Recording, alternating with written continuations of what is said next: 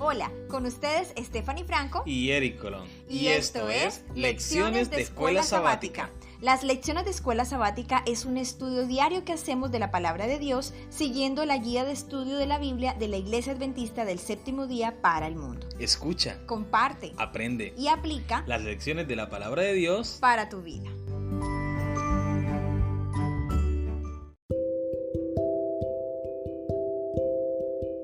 Bienvenidos una vez más a las lecciones de la Escuela Sabática, lección número 2 para el jueves 6 de abril. Cada semilla produce una cosecha. El título de la lección para el día de hoy. Entonces miré y vi una nube blanca, y sobre la nube a uno sentado semejante al Hijo del Hombre, con una corona de oro en su cabeza, y en su mano una hoz aguda. Y del santuario salió otro ángel y clamó a gran voz al que estaba sentado sobre la nube: Toma tu hoz y ciega, porque ha llegado la hora de cegar, y la mies de la tierra está madura. Apocalipsis capítulo 14, versículos 14 y 15 es nuestro texto para memorizar. Ahora puedes apoyar este podcast con una pequeña donación para ayudar a sostener la creación de futuras lecciones. Tan solo debes hacer clic en el link de la descripción y seguir las instrucciones. De antemano, muchas gracias por tu donación. Que Dios te bendiga.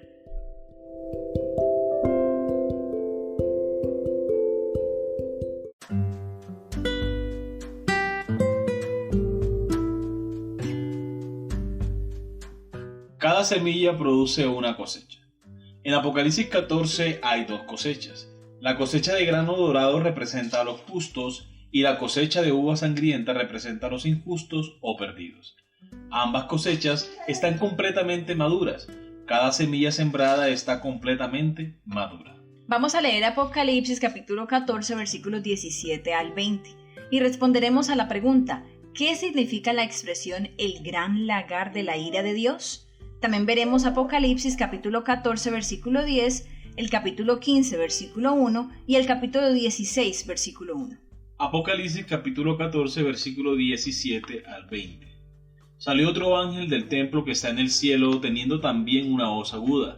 Y salió del altar otro ángel que tenía poder sobre el fuego, y llamó a gran voz al que tenía la hoz aguda, diciendo: Mete tu hoz aguda y vendimia los racimos de la tierra, porque sus uvas están maduras. Y el ángel arrojó su hoz en la tierra, y vendimió la viña de la tierra, y echó las uvas en el gran lagar de la ira de Dios. Y fue pisado el lagar fuera de la ciudad, y del lagar salió sangre hasta los frenos de los caballos por 1600 estadios. Apocalipsis capítulo 14 versículo 10. Él también beberá del vino de la ira de Dios, que ha sido vaciado puro en el cáliz de su ira, y será atormentado con fuego y azufre delante de los santos ángeles y del Cordero. Apocalipsis capítulo 15 versículo 1. Vi en el cielo otra señal grande y admirable: 7 ángeles que tenían las 7 plagas postreras, porque en ellas se consumaba la ira de Dios. Apocalipsis capítulo 16 versículo 1. Oí una gran voz que decía desde el templo a los 7 ángeles: Id y derramad sobre la tierra las 7 copas de la ira de Dios. Recordemos la pregunta: ¿qué significa la expresión el gran lagar de la ira de Dios? Bueno, aquí creo que es importante que hagamos una pequeña separación para poder entender todo. La ira de Dios hace referencia a las 7 plagas de los tiempos finales. Lo encontramos en el comentario de la Biblia de Andrews. Luego, cuando hablamos del gran lagar de la ira de Dios, esto puede ser referencia a la tierra misma, donde las 7 plagas serían derramadas. Es correcto, la ira de Dios se va a derramar sobre los impíos, sobre los injustos, aquellos que no aceptaron el llamado al arrepentimiento. Sabemos que esas uvas son representadas por cada ser humano, y el lagar es representado por el planeta Tierra. Y el día de la cosecha será cuando Cristo se manifieste en las nubes de los cielos para llevar consigo a los redimidos al cielo y dar el justo pago tanto a los justos como a los injustos. Amén. Y del altar salió aún otro ángel que tenía poder sobre el fuego. Apocalipsis capítulo 14 versículo 18. Este es el ángel que manda los fuegos del juicio final de Dios. La cosecha está madura. El pecado llegó a su límite. La rebelión ha cruzado la línea de la misericordia de Dios. Aunque ha habido cosas muy malvadas y perversas, van a empeorar aún más antes de que todo termine. Un Dios amoroso ha hecho todo lo posible por nosotros, que incluía ofrecerse a sí mismo en la cruz como sacrificio por nuestro pecado.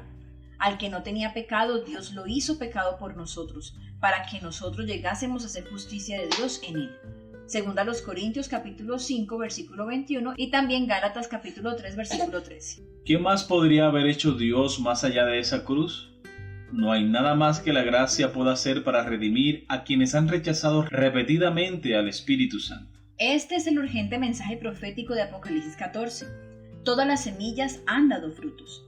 El grano está completamente maduro y las uvas están completamente maduras. El pueblo de Dios revela su imagen de gracia, compasión, misericordia y amor ante el universo. Los hijos del maligno revelan codicia, lujuria, celos y odio. El carácter de Jesús se revela en un grupo y el carácter de Satanás en el otro. El universo verá en el pueblo de Dios una revelación de justicia que tal vez ninguna generación anterior haya presenciado. En contraste con la justicia de Cristo revelada en su pueblo, el universo verá los resultados completos de la rebelión contra Dios. La maldad, el mal, el pecado y la iniquidad se exhibirán plenamente ante los hombres y los ángeles. El contraste entre el bien y el mal, lo bueno y lo malo, la obediencia y la desobediencia será evidente para todo el universo, tanto para la humanidad como para los ángeles. Muy bien, hemos llegado a la pregunta final. ¿En qué medida puedes discernir el contraste entre el bien y el mal? ¿Por qué es importante que lo hagamos? Vamos a leer Hebreos capítulo 5 versículo 14. Pero el alimento sólido es para los que han alcanzado madurez, para los que por el uso tienen los sentidos ejercitados en el discernimiento del bien y del mal. Muy bien, recordemos las preguntas. ¿En qué medida puedes discernir el contraste entre el bien y el mal? ¿Por qué es importante que lo hagamos? La única forma de poder distinguir el mal es conocer el bien. Es decir, en la medida en que nosotros conocemos la palabra de Dios, en la medida en que nosotros estamos relacionados con su voluntad, de esa manera podemos distinguir cuando Satanás viene con sus artimañas, con sus tentaciones y pecados para tratarnos de hacer caer a nosotros personalmente o a la iglesia, de pronto con falsas doctrinas o creencias.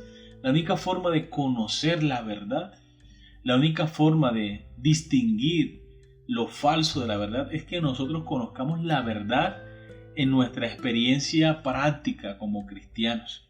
¿Cómo hacemos nosotros para distinguir un billete falso de un billete verdadero? Debemos conocer muy bien las características de un billete verdadero para saber cuáles son esas características que no tiene el falso. Lo mismo sucede en nuestra vida cristiana y sobre todo con la enseñanza del Evangelio.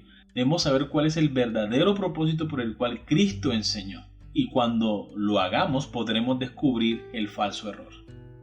Aquí es importante que nos detengamos un momento a pensar. Y es que, como tú decías, amor, sí debemos conocer el bien para poder identificar el mal. Pero también debemos tener mucho cuidado con nuestro día a día. Estamos siendo bombardeados cada vez más por películas, programas, noticias y todo lo que usted quiera que sea violento o que traiga consigo mucha maldad. Esto hace que día a día nos parezca más normal la cantidad de mal que percibimos. Vemos películas llenas de muerte, sangre, maldad, de diferentes formas. Y para nosotros está siendo cada vez más normal, cada vez más como del día a día, como parte de nosotros como seres humanos. Pero recordemos que el enemigo quiere que nosotros hagamos eso, que podamos ver la maldad como algo normal, como algo que simplemente sucede y ya, que no hay que prestarle tanta atención ni hacer tanto escándalo, digámoslo así por eso. Pero recordemos que esa es una de las artimañas del enemigo. Ese es uno de sus propósitos para estos tiempos finales, que nosotros podamos ser poco sensibles ante la maldad que ocurre a nuestro alrededor, que empecemos ya por no denunciar el mal, sino que simplemente ya no nos importe. Entonces debemos tener cuidado con eso, porque debe importarnos realmente. Debe ser para nosotros algo de lo que debemos escapar, de lo que debemos huir y buscar la presencia de Dios, buscar cada vez estar más cerca de Él para no confundirnos, para no dejarnos engañar y para no alejarnos de Dios. Amén. Muy bien, queridos amigos y hermanos, hemos llegado al final de la lección. Esperamos que haya sido de gran bendición para ustedes como lo ha sido para nosotros. Si te gustó, no olvides darle like y compartirlo con tus familiares y amigos. También suscríbete para que estudiemos cada día las lecciones de la escuela sabática. Te esperamos mañana para una nueva lección. Que Dios te bendiga.